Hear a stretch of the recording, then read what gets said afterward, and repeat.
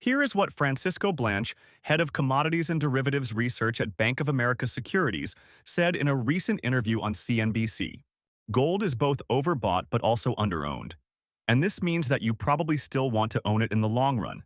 And that's why we've revised in the last couple weeks. We revised our forecast by about $1,000 an ounce to $5,000. We've been bullish gold throughout. We had a 4,000 target. It just happened a lot faster than we anticipated.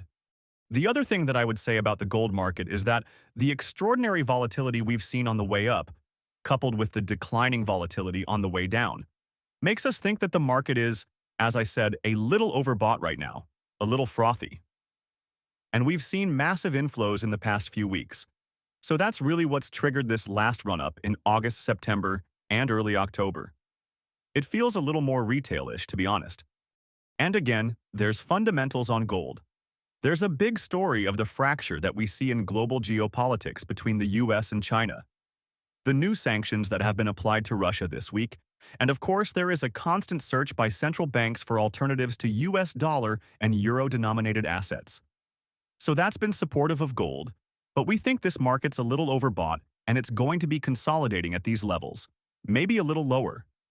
And again, there's fundamentals on gold. There's a big story of the fracture that we see in global geopolitics between the US and China, the new sanctions that have been applied to Russia this week, and of course there is a constant search by central banks for alternatives to US dollar and euro-denominated assets. So that's been supportive of gold, but we think this market's a little overbought and it's going to be consolidating at these levels, maybe a little lower.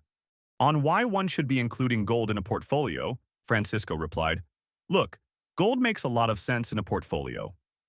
So I think that's the first thing I would say, but also I don't think it makes a lot of sense to try to chase gold prices higher. Remember, we've had a lot of volatility in a few corners of the market. We've had volatility in a number of equity markets. In particular, we've had volatility in miners.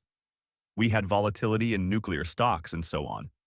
And perhaps also some of the AI stocks. And what's going on in the gold market is somewhat similar. We've seen silver also joining that rally. So I wouldn't be necessarily chasing it, but I would be buying dips and trying to establish a more formal core position in gold in a portfolio over time, because I do think gold is money. And 50 years ago, 10 ounces of gold bought you a car. And today, 10 ounces of gold buy you a car. So that's what you're buying there. You find some asset that, over very long periods of time, is going to more or less maintain its value. But I wouldn't be necessarily looking for gold to generate wealth for you. It's more of a protection against what may come.